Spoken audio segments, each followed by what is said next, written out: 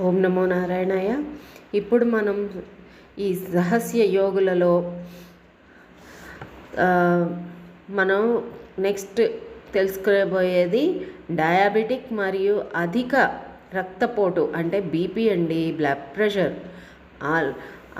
Allopathy అడ్డుకోలేదా అనే అంశం మీద తెలుసుకుందాం. ఇంతకీ ఇది రాసింది ఎవరు అంటే శ్రీధరన్ కాండూరి గారు. ప్రజలందరూ గమనించాల్సిన ఒక ముఖ్య విషయం ఏంటంటే ఇంగ్లీష్ వైద్యం నిజంగా సత్తా ఉన్నది అయితే అతి సామాన్య రోగాలైన డయాబెటిక్ అంటే షుగర్ అండి, రక్తపోటు అంటే బీపీ అండి లాంటి వ్యాధులను శాశ్వతంగా ఎందుకు శాసించలేకపోతున్నది. ఇంకొక ముఖ్య విషయం ఏంటంటే చక్కెర వ్యాధి లేదా అధిక రక్తపోటు రావటానికి మూల కారణం ఏమిటో ఈనాటికి అలోపతి వైద్య శాస్త్రానికి అంతుపట్టడం లేదు. ఈ రెండు వ్యాధులు రావటానికి అలోపతి వైద్యులు రకరకాల కారణాలు చెప్తున్నారు, కానీ అవి సరైన కారణాలు కావని వారికి కూడా తెలుసు. ఈ వ్యాధి సంగతి అలా ఉంచండి. ఈనాడు భారతదేశంతో పాటుగా ప్రపంచ దేశాల్లో అనేక మందిని వేధిస్తున్న అతి క్లిష్టమైన ఆరోగ్య సమస్య అధిక రక్తపోటు, బీపీ. ఇంగ్లీష్ వైద్యంలో శాశ్వతంగా కాదు కదా, కనీసం తాత్కాలికంగా తగ్గించే ఔషధాలు లేవని చాలామందికి తెలియదు, కానీ ఇది నిజం.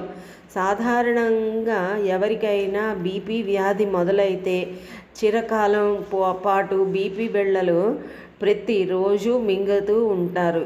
ఇక్కడ ఒక నిగూఢ రహస్యం దాగి ఉన్నది. ఇది దాదాపు చాలామందికి తెలియనిది అని నా భావం. అది ఏమిటంటే ఎవరికైనా హఠాత్తుగా బీపీ పెరిగినప్పుడు సాధారణంగా ఆరోగ్యవంతులకైతే 120/80 ఉంటుందండి, కానీ పైనది అంటే 120కి దాటి వెళ్ళిపోయినట్లయితే ఆ వ్యక్తికి అధిక రక్తపోటు అంటే హై బ్లడ్ ప్రెషర్ అని చెప్తారండి. గుటుక్కున ఓ బీపీ బిళ్ళ మృంగుతారు, 10 నిమిషాల్లో బీపీ తగ్గిపోతుంది.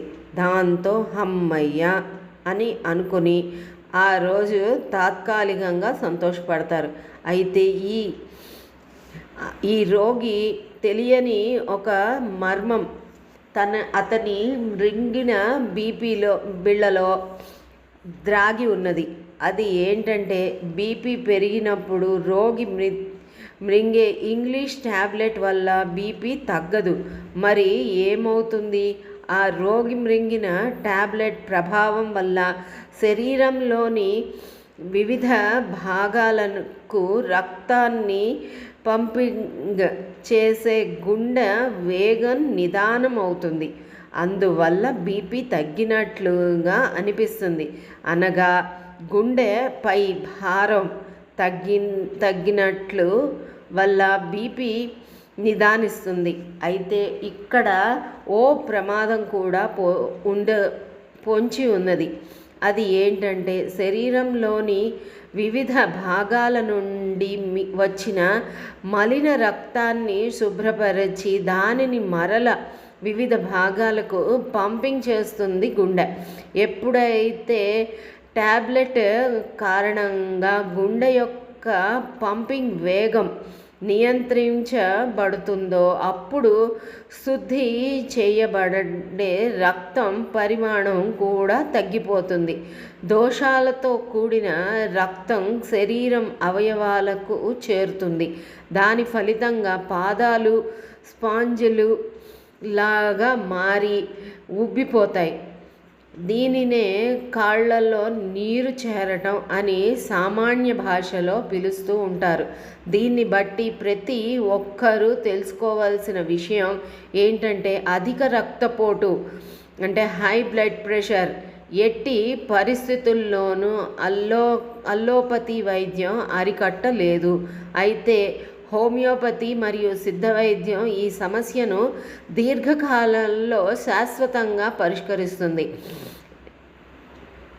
రక్త ప్రసరణ సాఫీగా సాగటానికి అడ్డుపడే కొవ్వు కణాలు, కొలెస్ట్రాల్ లాంటి పదార్థాలు లాంటి అవాంఛనీయ పదార్థాలను క్రమక్రమంగా రక్తం నుండి తొలగించి ఆపై రక్తనాళాల గుండా రక్తం శరీరంలోకి వివిధ భాగాలకు స్వేచ్ఛగా ప్రవహింప చేసే అవకాశాన్ని హోమియోపతి, ఆయుర్వేదం,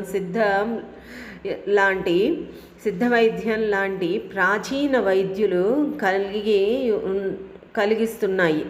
సిద్ధయోగులలో ముఖ్యంగా గోరఖ్నాథ్, భోగర్, అగస్త్య మరియు కుర్పూరర్ లాంటి మహర్షులు వ్రాసిన గ్రంథాలలోని సమాచారం ప్రకారం చూసినట్లయితే భారతదేశంలోని అనేక పర్వతాలలోనూ, అడవులలోనూ, కొన్ని ప్రత్యేకమైన కొండ గుహల్లోనూ అనేక అద్భుతమైన ఔషధాలు తయారీకి సంబంధించిన సమాచారం భద్రపరిచినట్లుగా తెలుస్తున్నది. ఇలాంటి సమాచారం భద్రపరచడం బడి ఉన్న కొన్ని గుహలు సామాన్య మానవులకు పొరపాటును కూడా కనపడవని తెలుస్తోంది. చౌక అయిన లోహాలను బంగారంగా మార్చే విధానాన్ని, మానవులు జీవిత ఆయుర్దాయాన్ని, యవ్వనాన్ని చాలా కాలం పాటు కొనసాగించే అద్భుత ఔషధాలు తయారీకి సంబంధించిన రహస్యాలు కొన్ని గుహలలో నిక్షిప్తం చేయబడినట్లుగా తెలుస్తోంది. ప్రస్తుత తమిళనాడులోని చతురగిరి, పొట్టికాయ్ పర్వతాలు, కొల్లి పర్వతాలు, కంచ పర్వతాలు, మహేంద్రగిరి లాంటి పర్వతాలను సిద్ధ పర్వతాలుగా పిలుస్తున్నారు. అంతేకాకుండా కేరళలోని అగస్త్య పర్వతం, ఆంధ్రదేశంలోని శ్రీశైల పర్వతం, గుజరాత్లోని గిరినార్ పర్వతాలను సిద్ధయోగులకు మాత్రమే సంబంధించిన పర్వతాలుగా కూడా పేర్కొంటున్నారు. ఈ పర్వతాలపై ఇప్పటికీ సిద్ధయోగులు కొన్ని ప్రత్యేక సమయాలలో అదృశ్య రూపాలుగా సంచరిస్తూ ఉంటారని అనుభవజ్ఞులు తెలియచేస్తున్నారు. ఈ పర్వతాలలోని రహస్య గుహలలో దాగి ఉండే రహస్యాలను తెలుసుకోవాలంటే సిద్ధయోగుల అనుగ్రహం మరియు వారి అనుమతి ఉండి తీరాలి. అలాంటి అనుమతిని పొందిన వ్యక్తులు ఈ గుహలలో దాగి ఉండే నిగూఢ రహస్యాలు తెలుసుకుంటారు. ఇవాల్టికి ఇంతేనండి. మళ్ళీ తరువాతి భాగంలో కలుసుకుందాం. ఓం నమో నారాయణాయ అండి.